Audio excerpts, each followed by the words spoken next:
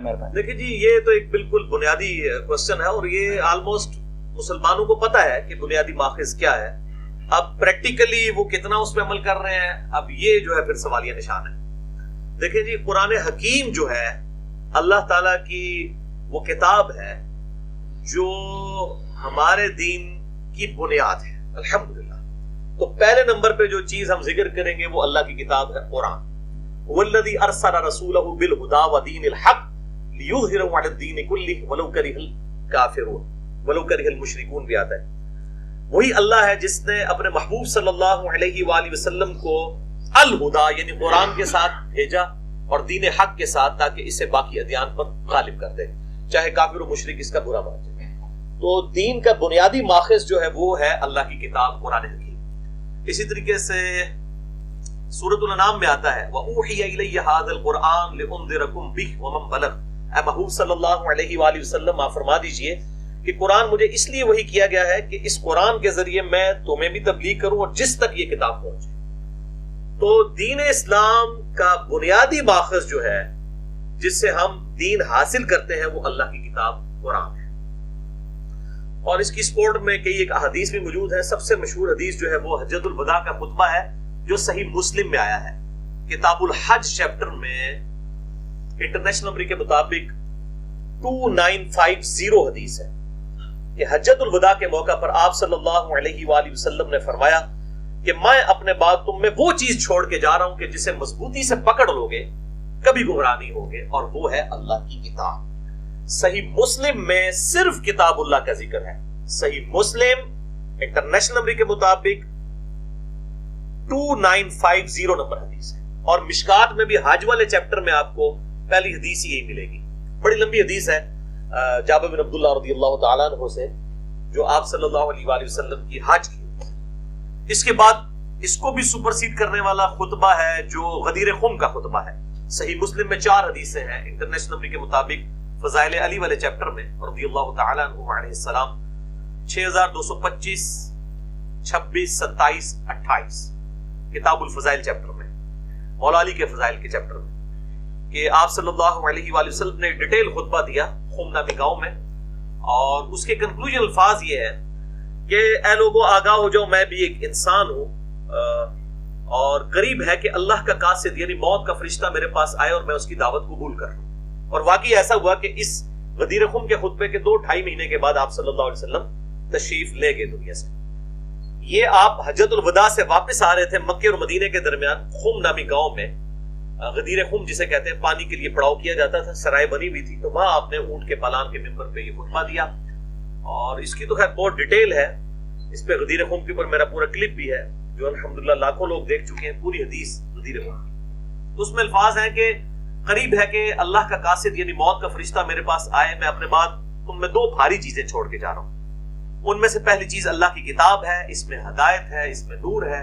تم اللہ کی کتاب کو پکڑو، اپنا تعلق اس کتاب کے ساتھ مضبوط کرو. اللہ کی کتاب اللہ کی رسی ہے، جو اسے پکڑے گا ہدایت بھی ہوگا، جو چھوڑ دے گا گمراہ ہو جائے گا. جو قرآن میں ہے وَاعْتَصِمُوا بِحَبْلِ اللَّهِ جَمِيعًا وَلَا تَفَرَّقُوا، اللہ کی رسی جو ہے وہ کتاب اللہ ہے. اور پھر زید بن ارقم کہتے ہیں آپ صلی اللہ علیہ وسلم ہمیں ترغیب دلاتے رہے اللہ کی کتاب، اللہ کی کتاب، اللہ کی کتاب. اور پھر فرمایا کہ دوسری بھاری چیز میرے اہل بیت ہیں، میں اپنے اہل بیت کے معاملے میں تمہیں اللہ کا خوف دلاتا ہوں. اور یہ بات آپ نے 3 دفعہ ریپیٹ کی کہ میرے اہل بیت کے ساتھ اس نے سلوک کرنا. یہ ایک الگ سے داستان ہے کہ امت نے اہل بیت کے ساتھ کیا کیا ہے، وہ پھر آپ محرم کا مہینہ بھی ہے اور مسئلہ 157A بھی دیکھ لیں. بہرحال میں اس میں اب کیونکہ موضوع آ گیا اور یہ کرامت بھی ہے کہ ریسرچ پیپر میرے پاس پڑا ہی ہے، یہ فرحان بھائی ان کو دکھا دیں. واقعہ کربلا کا حقیقی پس منظر 72 صحیح الاسناد حدیث کی روشنی میں اہل سنت کی مین سٹریم کی کتابیں بخاری، مسلم، ابو داؤد، ترمذی، نسائی، ابن ماجہ سے 200 احادیث میں نے جمع کی ہیں کہ کربلا جو ہے یہ اچانک نہیں ہوئی ہے، اس کا ایک پس منظر ہے جو سٹارٹ ہوتا ہے سیدنا عمر فاروق رضی اللہ تعالیٰ عنہ علیہ السلام کی شہادت سے ٹل شہادت حسین تک. یہ بڑا ڈیٹیل ٹاپک ہے، تو جسے شوق ہے تو دیکھیں. اور مسئلہ نمبر 101 بھی ہے میرا، صحیح مسئلہ خروج اور فکر حسین حق پرستی کی علامت ہے، اور خلافت و ملوکیت کے حوالے سے بھی میں نے اس میں ڈسکشن کی ہے. بہرحال اس میں بھی آپ نے فرمایا کہ اللہ کی کتاب کو پکڑو مضبوطی کے ساتھ، اہل بیت کے ساتھ اس نے سلوک کرنا.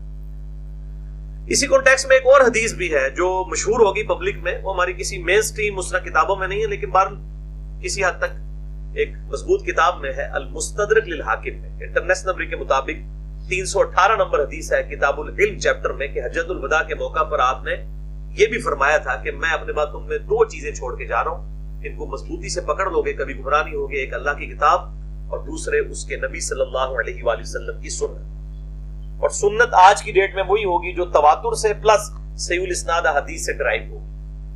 تو ویسے مسلم شریف میں جو حدیث ہے حجۃ الوداع کی 2950، اس میں صرف کتاب اللہ کا ذکر ہے اور سنت اس میں داخل ہے. من یطع الرسول فقد اطاع اللہ، جس نے رسول اللہ کی اطاعت کی اس نے گویا اللہ کی اطاعت کی. تو یہ 2 الگ چیزیں نہیں ہیں، یہ ایک آرگینک ہول ہے، آپ سمجھ لیں.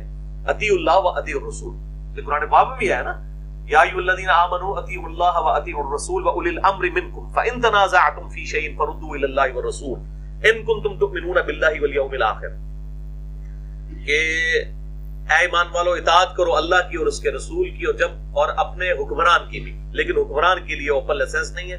اگر اس سے جھگڑا ہو جائے تو معاملے کو اللہ اور اس کے رسول کی طرف پلٹاؤ، یعنی آج کی ڈیٹ میں کتاب و سنت کی طرف پلٹاؤ اگر تم اللہ پر ایمان رکھتے ہو اور یوم آخرت میں، اور اسی کا انجام بہتر ہونے والا ہے. تو یہ جو سوال ہے نا جی، اس کے اوپر تو گھنٹوں میں فی الودی بول سکتا ہوں. ابھی میرے کو ذہن میں چونکہ پلان نہیں تھا، میں اس کے گفتگو کے حسن کو برقرار رکھنے کے لیے پلاننگ کے بغیر گفتگو کرتا ہوں، تاکہ جو مطلب ایک پبلک کی، عام پبلک کی سمجھ میں آئے نا باتیں، وہ اس وقت اللہ تعالیٰ زبان پہ جاری کر دے. تو اس پہ تو گھنٹوں بولا جا سکتا ہے. بہرحال یہ بنیادی چیزیں کتاب اللہ اور سنت ہے، اور سنت عملی تواتر سے بھی ٹرانسفر ہوئی ہے. یعنی ہم کسی صحیح حدیث میں نہیں آیا کہ مردے کو کیسے دفنانا ہے، تواتر سے یہ چیز آئی ہے کہ مردے کو قبلہ رخ دفنانا ہے، قبر ایسی کھودی جائے کہ مردہ قبلہ رخ ہو. تو یہ تواتر جو ہے یہ بھی سنت کی ٹرانسفر کا ایک ذریعہ ہے، اور صحیح احادیث بھی ذریعہ ہے. ظاہر ہے وہی تواتر تھا، صحابہ کا علم تھا جو آج سے 1200 سال پہلے فریز ہو چکا ہے، اور جو علم آج تک فریز نہیں ہوا اس کے اوپر لائبلٹی ہو یا جو 1200 سال پہلے ہو چکا ہے فریز. کیونکہ یہاں تو تواتر لوگ وہ کہتے ہیں جی وہ چونکہ انڈیا پاکستان میں ساری قبروں سے مانگتے ہیں تو قبروں سے مانگا جائے. بھائی تواتر وہ ہوگا جو پوری امت کا ایک ہوگا، وہ تواتر ہوگا. جو علاقے میں ڈیفرنٹ ہے وہ تواتر نہیں ہوتا، نہ وہ سنت ہوتی ہے. جب اس طرح کا اختلاف آئے گا پھر ہم بکس کی طرف جائیں گے کہ مین سٹریم کی کتابیں اہل سنت کی کیا کہہ رہی ہیں اس مسئلے میں. تو کتاب اللہ اور سنت یہ ایبسولوٹ دلائل ہے. اور تیسری جو چیز ہے وہ ہے اجماع امت، یہ بھی ایبسولوٹ ہے. وہ المستدرک للحاکم میں صحیح سند کے ساتھ انٹرنیشنل نمبر کے مطابق کتاب العلم چیپٹر میں 399 نمبر حدیث ہے کہ آپ صلی اللہ علیہ وآلہ وسلم نے فرمایا کہ اللہ تعالیٰ میری امت کو کبھی بھی گمراہی پہ جمع نہیں ہونے دے. یعنی امت کا اجماع جو ہے یہ اللہ تعالیٰ اس کی حفاظت کرے گا. پوری امت جس بات پہ اکٹھی ہوگی نا وہ گمراہی پہ مبنی نہیں کبھی ہوگی الحمدللہ.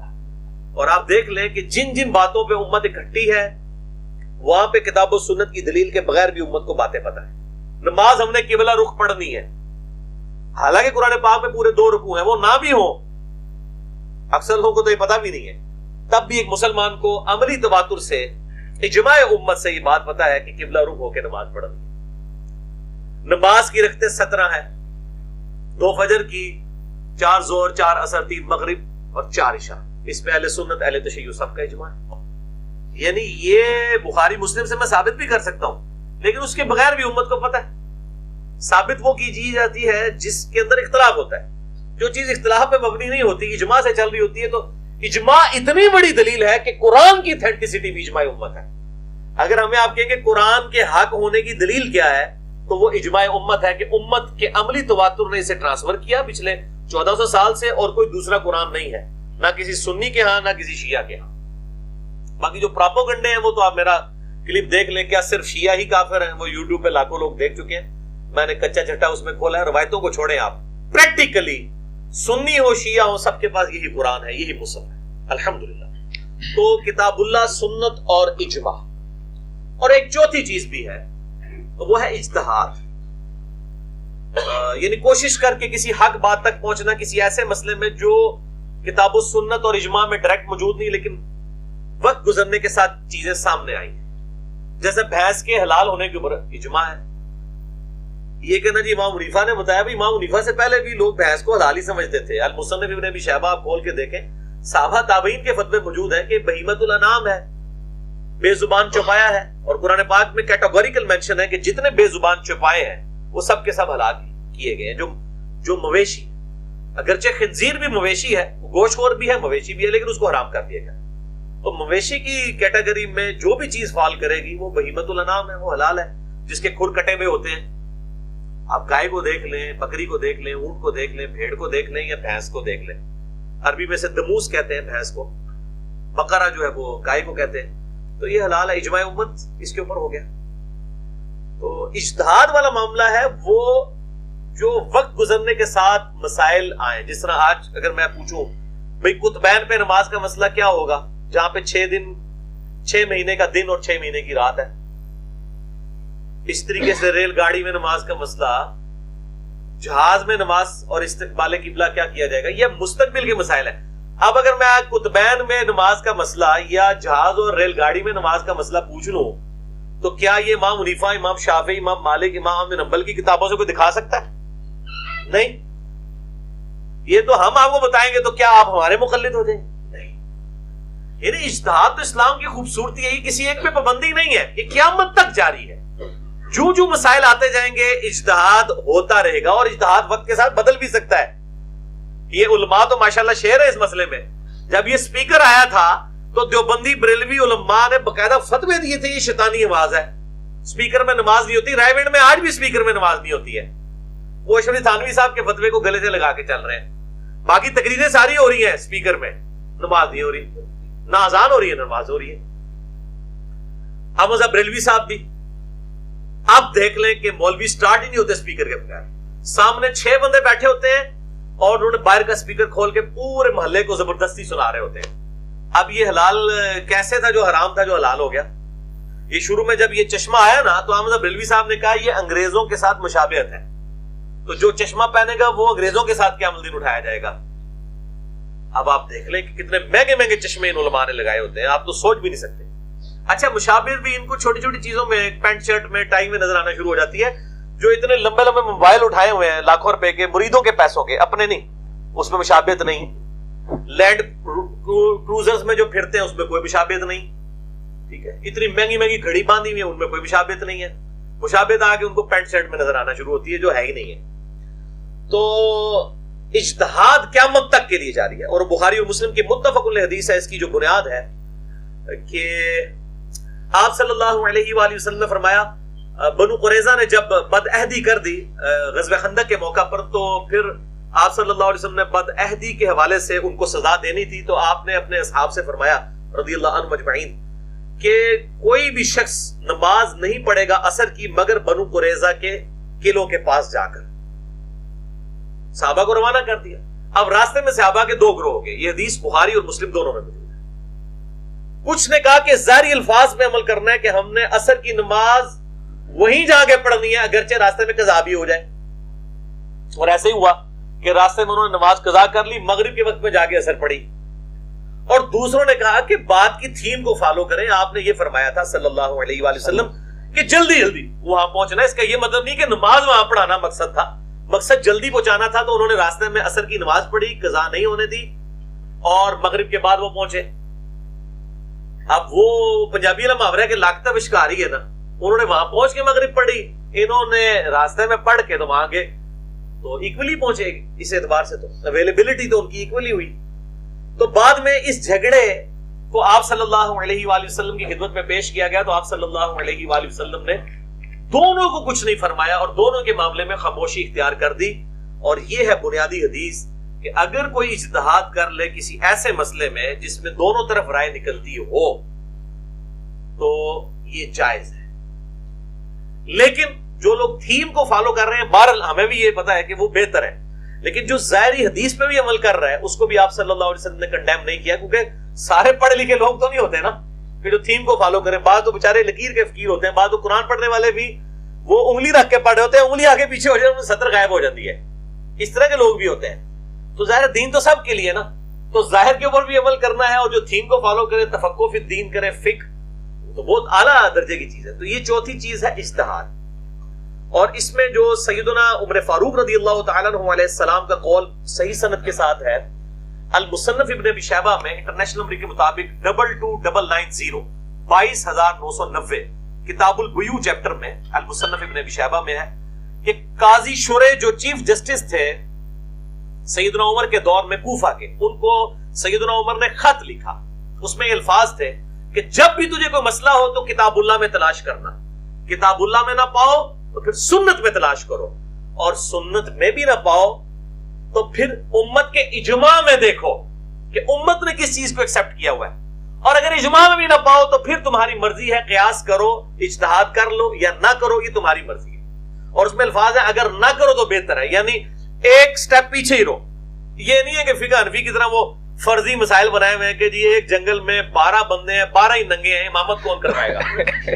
وہ اللہ کے بندو کتنے مسئلہ ہوئے، اللہ کے بندو آپ ایک شے بڑھاندے ہو، پھر جناب کہتے ہو 10 قرآن و حدیث مسئلہ کتنے لکھے ہیں، وہ اس طرح دے 50 مسئلے اسی تو بنا دینے ہیں، تسی 10 امام حنیفہ نے کہاں لکھا ہوا ہے؟ جب ایک فرضی مسائل آپ بناتے ہیں تو آپ ہم سے بنوا لیں، بلکہ فرضی کیا، میں تو پریکٹیکل ایسے مسائل بتاؤں گا جو ہمارے بزرگوں کو پتہ بھی نہیں تھے۔ آج کے دور کے مسائل کتنے جدید مسائل ایسے، انتقال خون کا مسئلہ، پوسٹ مارٹم کا مسئلہ، ٹھیک ہے، اعضاء کی پیوند کاری کا مسئلہ، کو دان لگوا لیتا ہے، اسی طریقے سے قطبین پہ نماز، نارتھ پول اور ساؤتھ پول پہ نماز، جہاں 6 مہینے کا دن 6 مہینے کا رات ہے، ہوائی جہاز میں نماز کا مسئلہ، اس قسم کے کئی ایشوز ہیں۔ بلکہ آج تو جو مور دین 80% مسائل ایسے ہیں جو آج کے دور کے مسائل ہیں، تو ان میں تو اجتہاد جاری ہے۔ آپ دیکھ رہے ہیں سارے علماء فیصلہ کر رہے ہوتے ہیں، اور پھر کیا وہ آج کے علماء کے مقلد ہوتے ہیں؟ نہیں، آپ ان کے مقلد نہیں ہیں۔ اجتہاد اسلام کی خوبصورتی ہے، خدا کے لیے اسے ذبح نہ کریں۔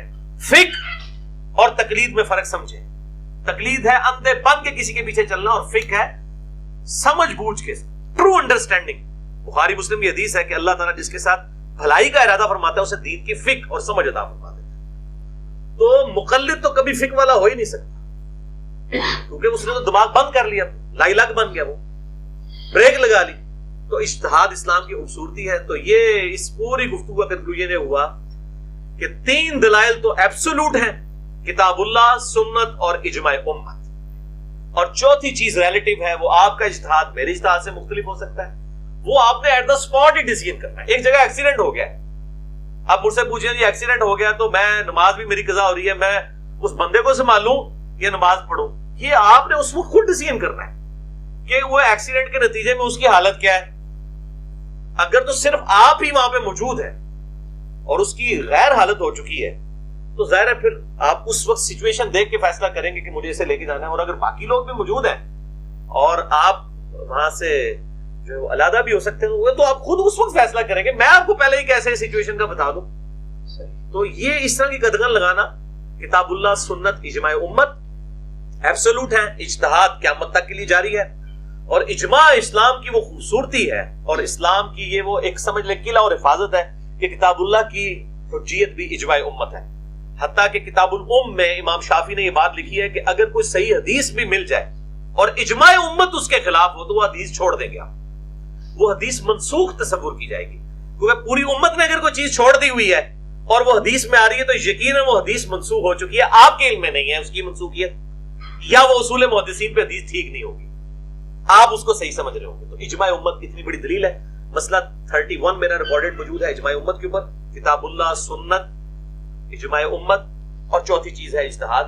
اور سنت آج کی ڈیٹ میں جب آپ بات کریں گے تو عملی تواتر کے ساتھ ساتھ مین سٹریم کی جو کتابیں یہ سامنے رکھی ہوئی ہیں، صحیح بخاری، صحیح مسلم، یہ پڑھی ہونی چاہیے، پڑھی نہیں ہونی چاہیے۔